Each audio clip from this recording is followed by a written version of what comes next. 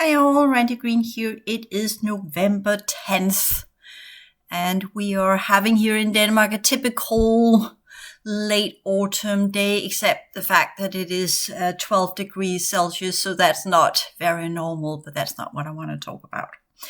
So with that little frame of, or the little context put in, autumn, winter time, not a good night.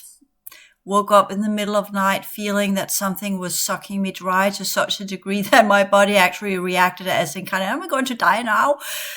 So I had to calm my body down and get rid of whatever was standing there beside my bed, sucking me dry, which I didn't really nail because it's something else than what is normally out there. And this is part of me sharing some of my experiences with you, so you know out there, those of you who are trying to do this, that this is the norm. For those of us who gain the double awareness, for those of us who activate, for those of us who are entering into the other dimensions of our reality, our lives change.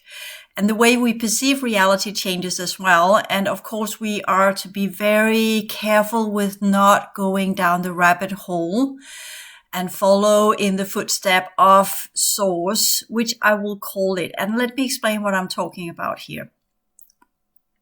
There are certain things I can't mention by name, because when you mention the troll by name, it has a tendency to appear, you know that. That's good old time magic. So I will come up with different definitions. And we're here talking about, look up the German word for source, Quelle. It begins with a Q, and it's spelled Quelle. Look it up. And it means the source, as in kind of, where does it come from? When we talk about Christianity and we talk about the study of the Gospels, and you know, I got a bachelor degree in theology from the University of Copenhagen, examined, it's a formal education, and I've gone through it and I've done what I needed to do, and I got my paper, so I can call myself bachelor in theology. We studied the Gospels in Greek. And there is this discussion about the 4 different Gospels that are so different that they technically are, well, we could say they're from different time periods that would explain it.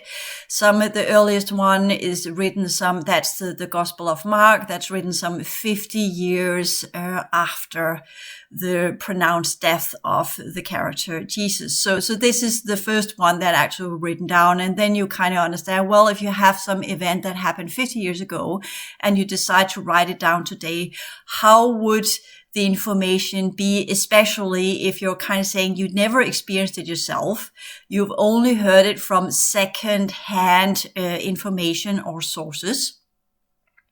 You have not really talked to the people. You might have talked to some of the ones that have experienced it. And just think about, take the friends you have, you go to a fair, you go to a Walmart, or you go somewhere, and you have the same experience, but you interpret it in different ways. So how can that be what we call historically correct? Of course it can't. And that's the problem with history. You can't really make history correct ever.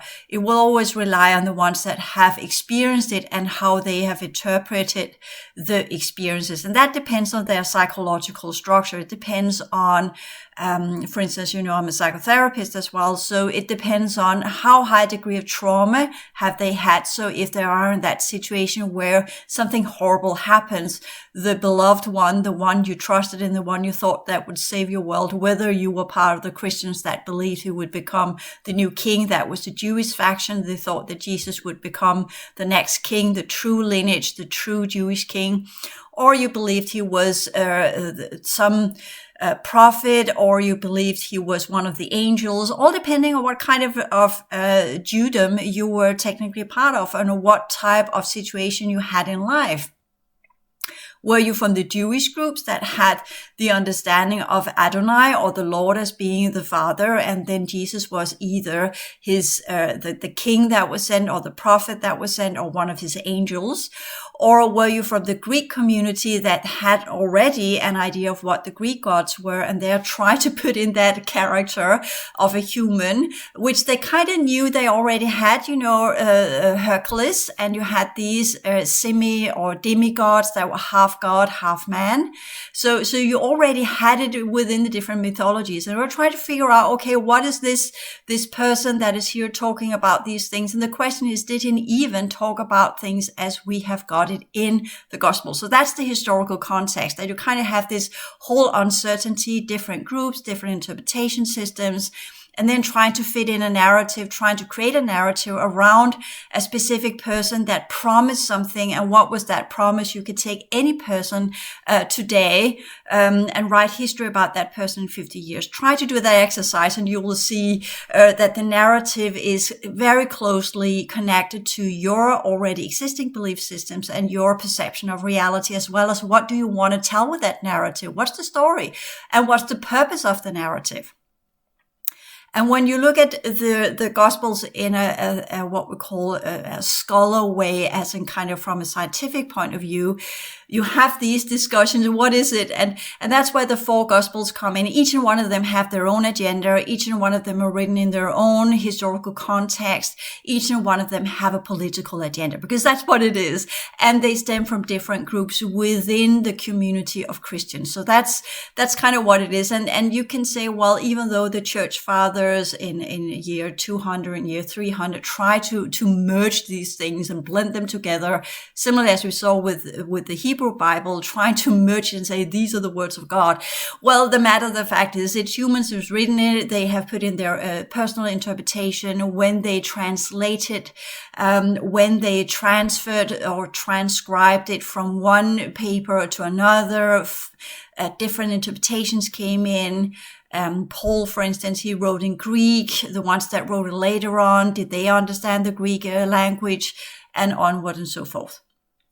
So the idea is, when we talk about Christianity and the scholars within the study of Christianity, they are kind of saying, okay, we have these different versions of the gospel. So why is that? That's kind of historical, cultural, different agendas so far. But there is one thing that goes through all of these 4 gospels. And one of them is kind of when you talk about what is Jesus saying, the words, what he's teaching. His teachings, the sayings, as it's called in the study of the Gospels. So, and that idea came up from, I can't remember which German scientist that came up with it, but he kind of pointed out that it's called the Synoptic Gospels. Look it up. And they kind of say, well, there are all these different frames of references, but the sayings are the same, or trying to make it as in, because it was, if you kind of tear pieces apart and say it's from different ages, it's different cultural context, it's different groups, it's different agenda. Did he even exist then? That's the natural question you have to ask. And there are plenty of YouTube videos out there on the internet. That's some of the things that has been a process, at least in the Western world, and at least with outside the religious communities, to try and look at things and say, did he actually exist after having had 2,000 years of where you actually got burned on the stake if you said something else, right?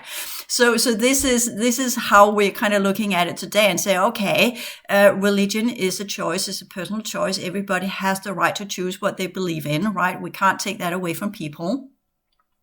But those of us who are working scientifically, we need to investigate whether or not it's the truth, whether or not it actually is that way, and then ask the right questions so that we could put in a process of beginning to develop, okay, what are the perceptions of this? But at the time with the whole Quelle kind of thing, because that's German and means source, the sayings, they came from one source. That was the idea, that you had the different gospels, but the sayings were the same and they came from one source. And then there was this whole hunt for that one source, the Quelle, that came with that specific information that were the same in all of the gospels. But if you kind of read it in Greek and you you pull it apart, you can say, well, unfortunately, they're not the same. The sayings are not the same. And that's where you then began to get we got the Qumran texts that were found in 1947, I think it was.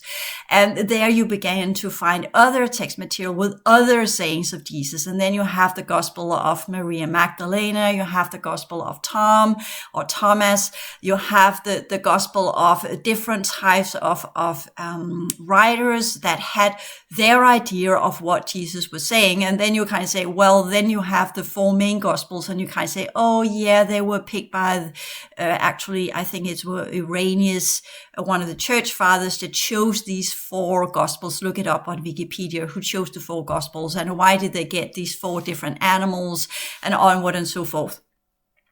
So that's part of the process of Christianity. So it's a patchwork. Let's just acknowledge the fact Christianity is a patchwork. And that's why I'm always a little bit kind of, whenever someone is claiming that they know the true version of any religion, it's just kind of, okay, fine. That's your interpretation, but there are many others claiming the exact same thing, and who is right and who is wrong, and who can actually say that they know the truth, because do we even know the truth about anything, considering our limited brain capacity and our emotional impact on our belief systems, and everything that we kind of have as an idea, we are interpreting it within our belief system. And the brain use kind of what we call heuristic, or what is called shortcuts. Let's use another word. Shortcuts with information. It only gets some of the information, and then it fills in the blanks with whatever is as part of that narrative that person has found as his or her comfort zone to feel okay in the world, to create some kind of defense mechanism against this very difficult and very complex world that we are part of. And we know that the higher degree of trauma you have in childhood, the higher degree of, whether it's emotional abuse or mental abuse or physical abuse or sexual abuse or whatever type of abuse, the more fragile the personality matrix is, the weaker the balancing system is in the brain and the electrochemical processes. If you spin out in stress, it's difficult for a person who has been through trauma or child abuse to balance back and get into the zone where you move to the frontal lobes, where you then have decision making, where you then find the purpose and function of what you need to do to solve the crisis. So if you have had a lot of child abuse as when you were a child, you are still in your instinctual limbic system. It's difficult to pull yourself up into the frontal lobes, where you have the oversight and the logical, functional resilience abilities to find solutions to the challenges at hand. But if you then get a purpose, if you get some kind of belief system, if you get some kind of, what do you call it?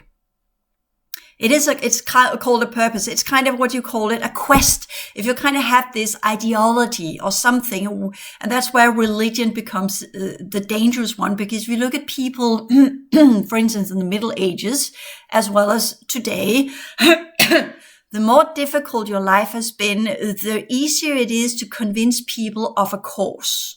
The easier it is to get people on board the course. That's part of brainwashing. That's part of military training. That's part of when you have this, you take prisoners of war, you take them in captivity and you torture them. You put them through all sorts of different types of torture. So you completely break them down into where they get stressed just by sounds, where they fear that now they're coming, now they're waterboarding me or whatever's going on. And then you begin to give them a purpose. This is your God. This is the cause you need to work with. This is this and that and whatever. And then to get that purpose and that orientation of that life is not wasted and all of the torment and these things stops. Because if you kind of say, yes, I believe in that God. Yes, I believe in that cause, then they won't torment you anymore. You will do that to begin with to appease your captors, as it's called the Stockholm syndrome.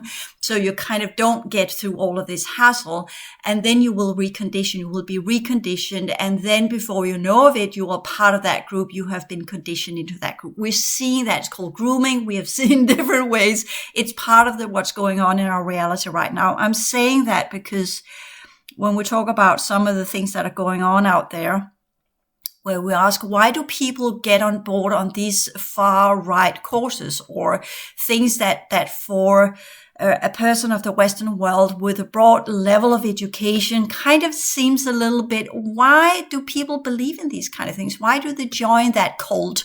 Why do they do these things? And typically we are dealing with people, not everybody, but to a large degree, at least we could say not everybody's aware of the abuse they had as a child, whether it's sexual or it's emotional or it's mental or it's physical, because this is suppressed or they've forgotten it. That happens as well.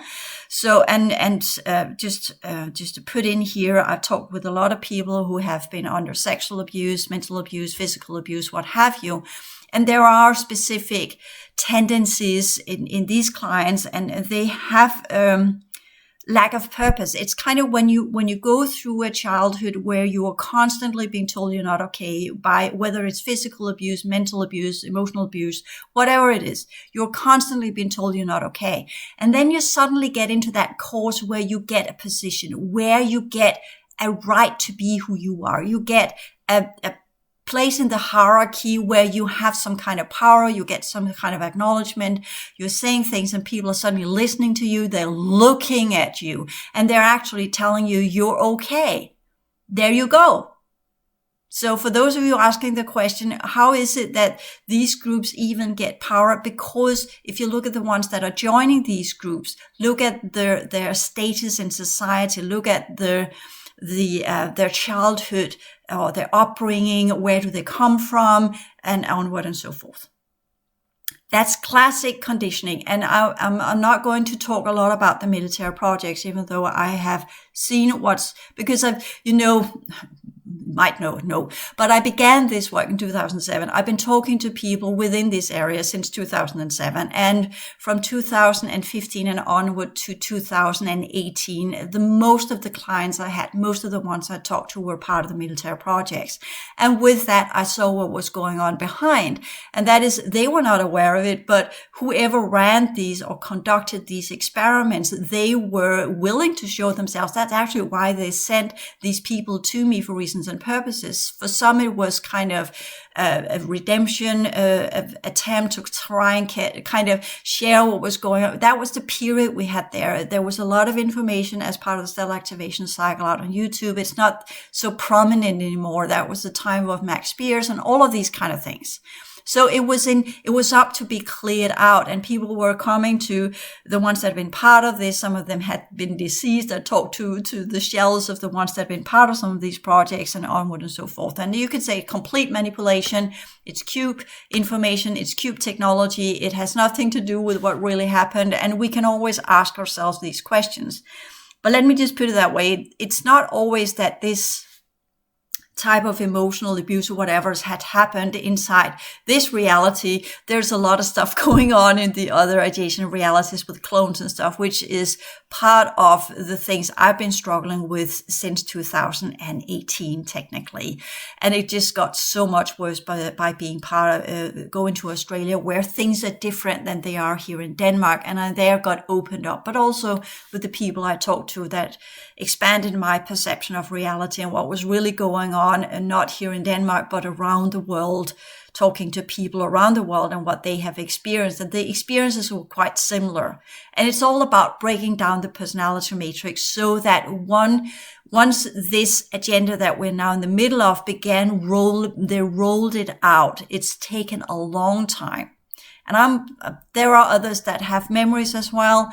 There are others that have connected the dots as well. We are all interpreting things in our own ways. But when I look back at the things I've seen, and I've seen how that has rolled out over 30 years or so, it's just amazing to look the time that they have to get these different, it's like playing chess.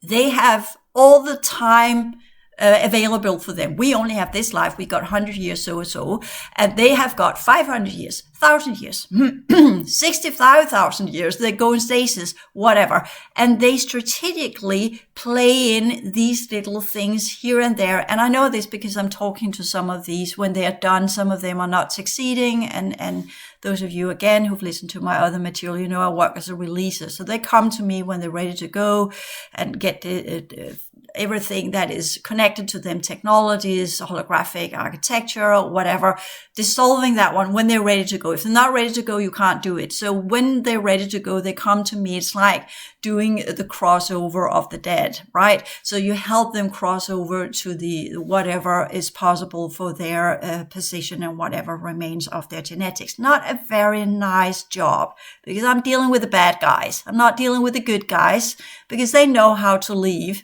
It's the bad guys. So that's kind of where I got a lot of that information. It's not something I want to share, because as when I worked with, as part of, when I was doing the Bachelor of Theology, I had a side work. I worked on the side, aside from being a mom and all these kind of things. I worked with drug addicts.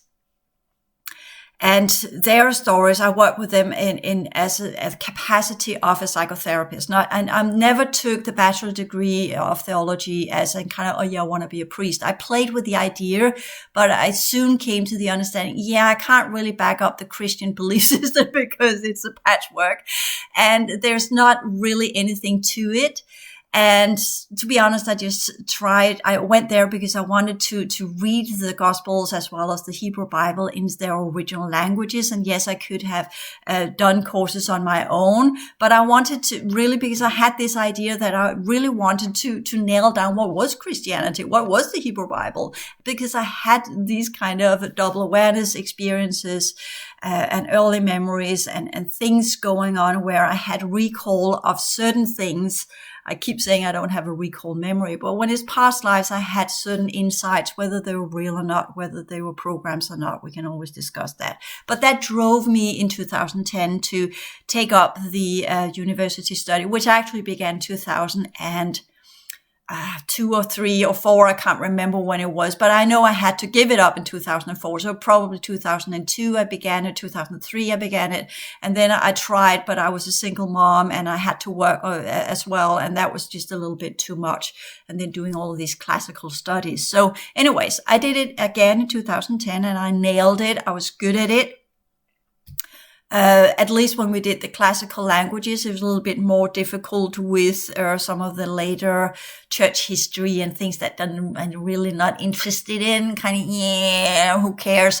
The grades were not so good there, but a lot of funny stories though.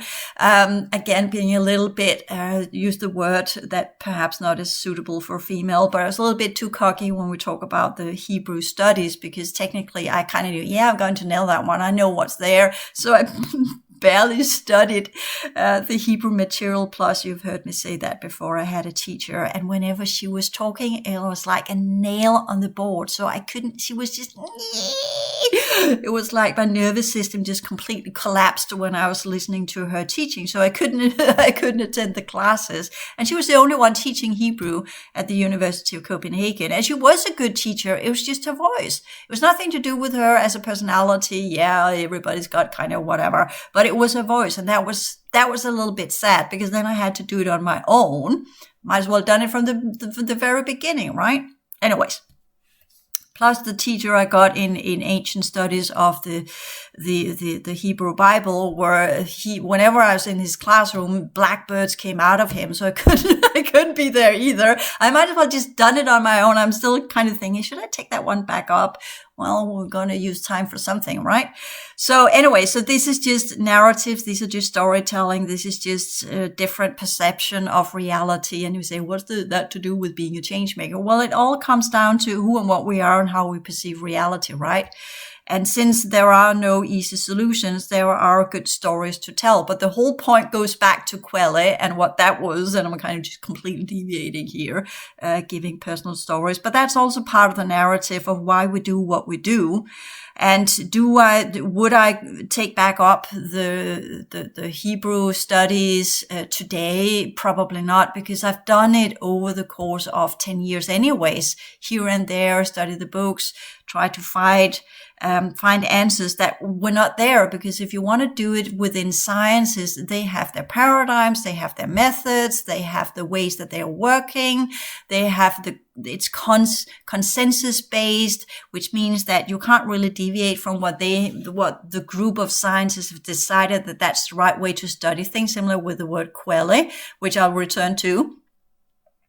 Anyway, so with the Hebrew exam, I kind of read up the entire semester material in 2 weeks. It was not even 2 weeks. Actually, I was studying mostly 2 days before the exam, and I passed it. Barely. That was fun. Anyways, and I still remember the text I actually had when I was doing the exam. It was actually that piece of the text in Hebrew that I had to translate and prove that I knew grammar and all these kind of things, which I didn't.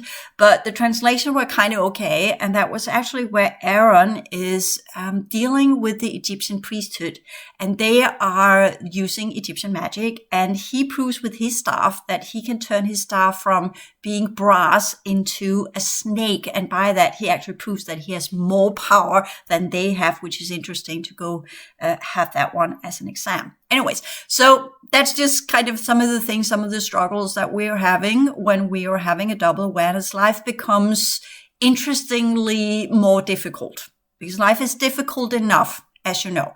So we are here. What I'm here saying is, one, if we are kind of having all sorts of stresses as children, we don't balance quickly. But if we kind of get a purpose, if we kind of get something that leads us in a direction that allows us to lift us up to the frontal lobes, it's easier for us to find that purpose that drives us through the different crises. It's easier for us to balance ourselves so that we find the right solutions if we have a purpose. And that can be used in a positive manner, and that can be used in a negative manner.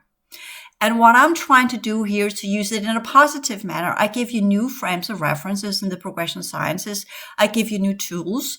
I acknowledge your difficulties. That's part of this podcast. I talk about some of the challenges we have. I normalize them by talking about them. It's not that I want to show my dirty laundry, but I normalize them by talking about them, saying you're not alone. We are more that are feeling this weird stuff.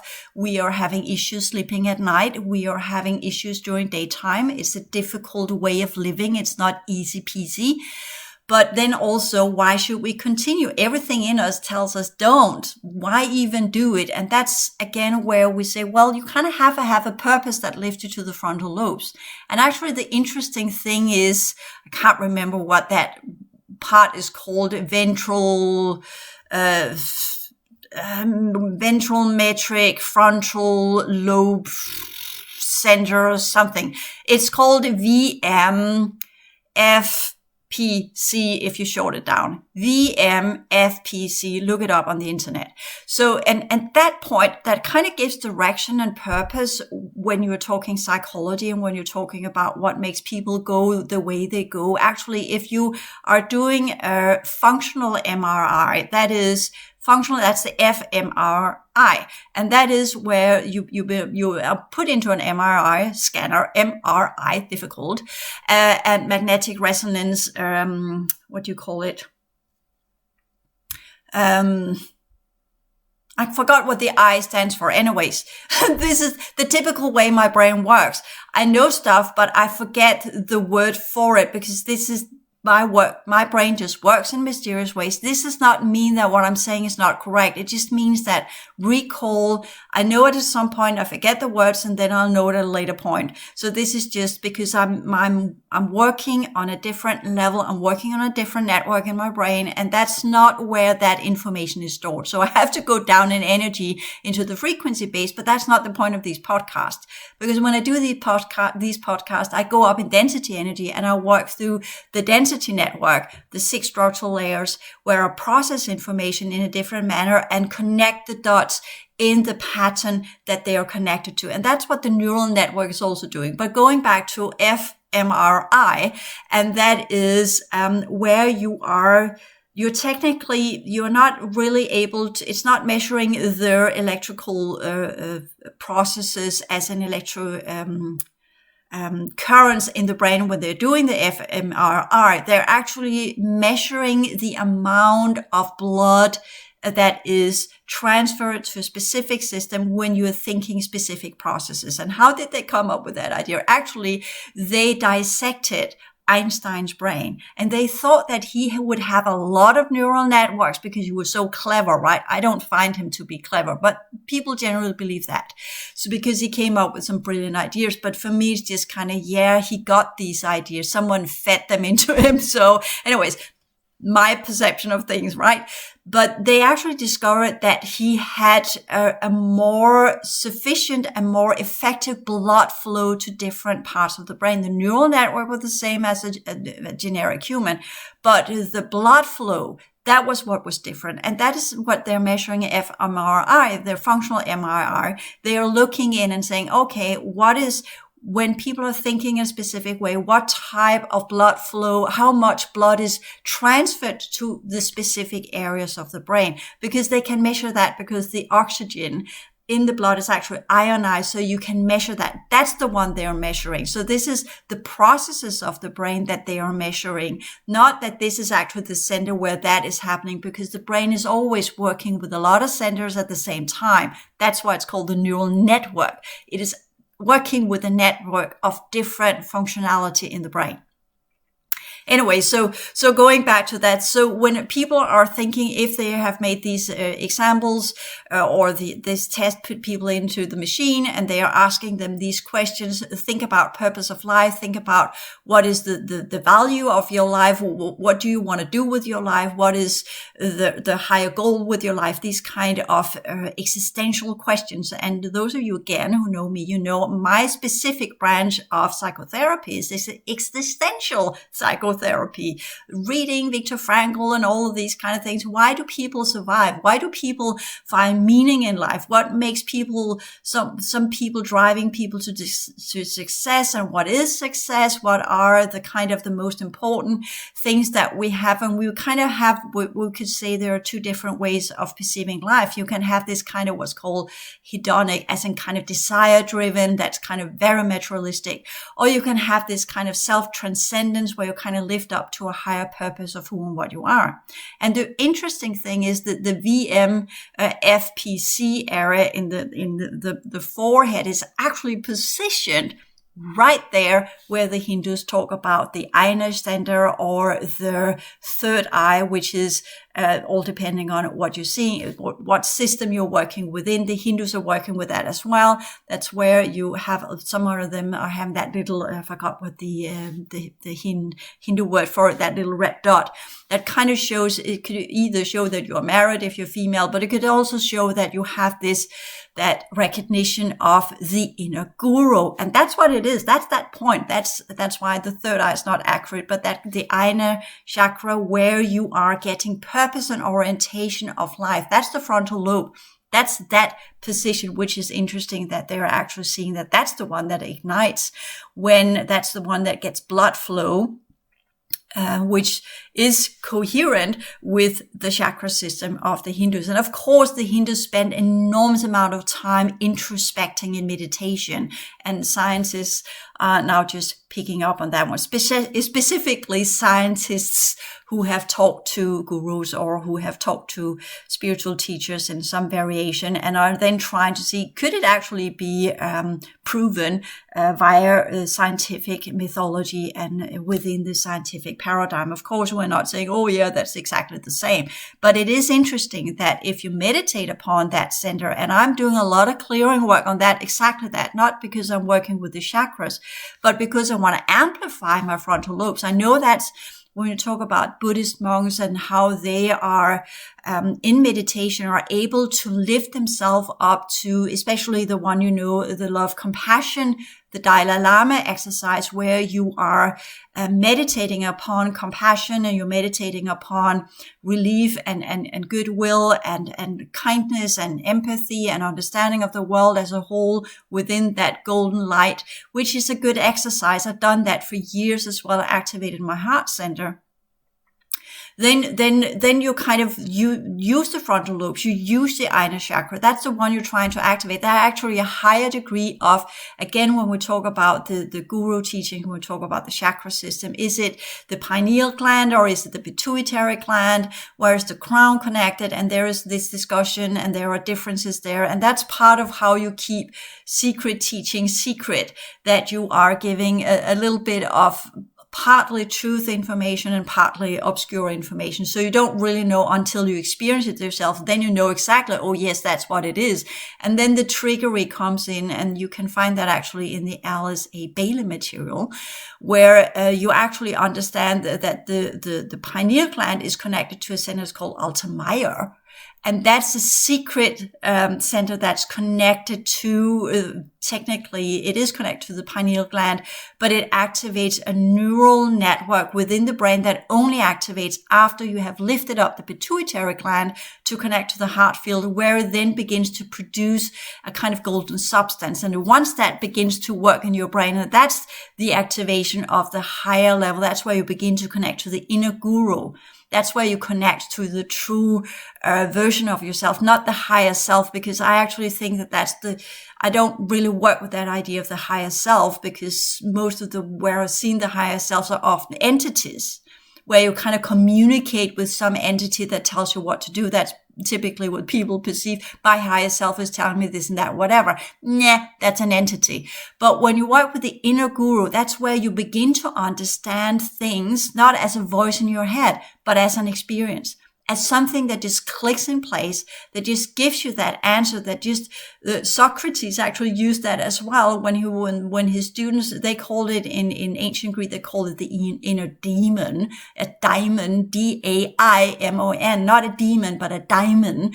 That's the inner spirit, the inner teacher that tells you. And again, that could also be a parasite. The more you get it as words, the more you can be sure it's a parasite, but it can also be a cube. It can also be given to you as a telepathic information. That's kind of where I have my interest. What is the difference? That's part of the progression sciences, where I try to navigate scientifically within these different types of inner quote unquote teachers. And when we talk about, there is this secret, I think is it Tibetan or is Hindu? I can't remember, but it is connected to the chakra system, and it is called the guru system. You have the 7 chakras, and then you have the guru system that runs with the 5 fields of the brain. And I talk about this in the template sciences, how to activate the mind field, because that in itself is a completely different system that has absolutely nothing to do with the chakra system, that is connected to the psychosomatic, that is the emotional field, the biofield processes, which I'll talk about in the transition sciences and the transformative energy system.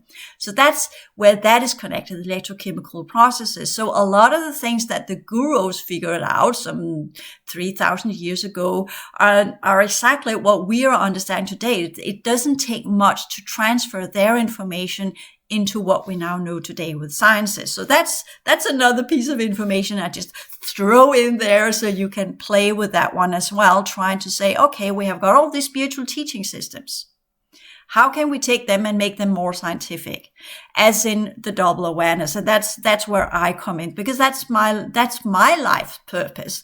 Once I began understanding that these spiritual teachings did not do it for me, I did it with the whole.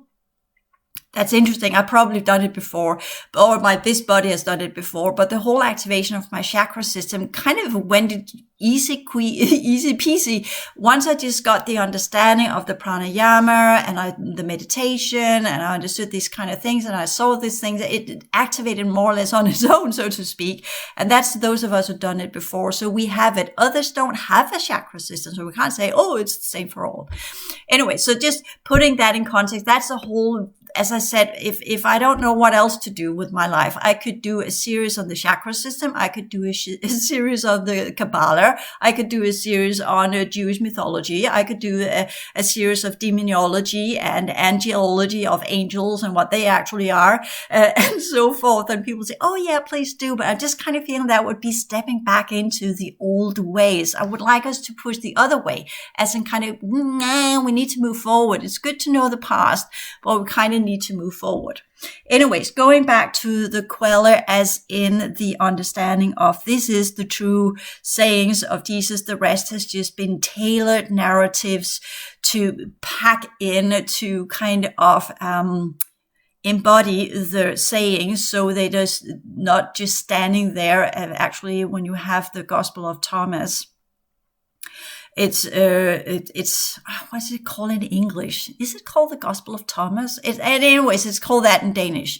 So bear with me, look it up. The different Gospels, the Apocrypha, as it's called, the unauthorized Gospels that have come up in later years due to the text in Qumran. You can look that one up as well.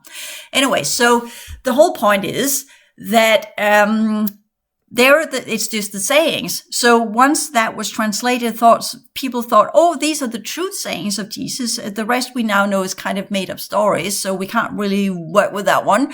But we now know these are the ones. The queller, the source of this information, the one who got these sayings, wrote them down, were walking with Jesus, and then there was this whole discussion. It was the beloved ones. It's mentioned in the Gospel of John. Is it that was he the one that was the beloved one, or is it in the Gospel of Luke? Luke claims to have got this information from first source information, that's first-hand information, where he had talked to some of the ones that were walking with Jesus, and then that's the idea that the quell is the one that walked with Jesus, wrote down what he said, and then stored that, kept that on a papyri, and then it was surfaced later on, and then people began writing the Gospels using these source of the sayings, and by that created new narratives from where the information could be born again, reconstituted again, put back in play, and then interpreted their different ways of what it actually was that was happening. Unfortunately, with that theory, it's never been possible to find the queller, the papyri with the original sayings, and that's why the Gospel of Thomas comes in and is or the Gospel of Maria Magdalena, or these apocrypha, the ones that were not selected by the church fathers, come in and they kind of say, oh, is that where we have it? Are these the ones once they got the Qumran texts? It was just, again, look it up on the internet. It's just kind of, whoa, now we got it. Now we got that source that is the origin. Now we finally got the person or whatever. And that's the speculation, and it remains, and they never found the answers. And then it just spun off into, did he actually exist? And you will find people out there that have asked themselves these questions and try to dive in. And then it was discovered that quite a lot of the information of the Hebrew Bible were similar to what we find in the Mesopotamian mythology. And we know the Jews were imprisoned in Babylonia. So of course they took things with them back and tailored it and created what they understood to be their narrative, and onward and so forth. So it is actually an interesting question, because we have had this belief, this purpose, this orientation, which we are seeing within certain groups of humanity still, that believe that the Son of God worked on the planet, whether it was the Son of Allah or it was the Son of the Adonai, or whatever it was, it doesn't matter. This specific, the prophet, the Son, the angel, or whatever it is, this divinity that is there and has been a huge part of humanity in different versions. Also remembering that before that we had the plethora, or the pantheons of gods, many gods, and that was the typical setting for a long, long time, until we actually got that part where the kings begin to surface and they began to claim power, saying they were the sons of God. I talked about that other places as well. And to justify and ratify their power on the throne, which is typically when there is a broadcast on YouTube as well. It's called The Fall of Civilizations. It's a very good historian, forgot what he's called, but you can look it up on YouTube. It's called The Fall of Civilizations. And he has made these podcasts where you talk about what are the typical signs when civilizations fall, and that is when we have these people that seek power, and they always claim that they are the sons of God, that they are the ones that are talking on behalf of God, and then they begin to battle each other. And you have the one that climbs up and claims the throne first. And then you have the ones that rises up and becomes the competitors. If it sounds familiar, you know what's happening in America. And they will begin to battle who is then the rightful heir, who is the one that really is the Messiah, the one that is going to lead humanity into the new kingdom, which is an old biblical idea that goes with the Son of God, that is to lead humanity back into their rightful place as part of the of the Garden of Eden, which is already began with the Hebrew Bible and the throwing out of the Garden of Eden, and what does it take to get people back in there, and onward and so forth. And then the battle begins. Who is the rightful heir? Who is the rightful king? Who is the rightful one to claim the throne and lead people back into the heavenly realms of true existence? So with that one, I'll end this podcast and continue the next one.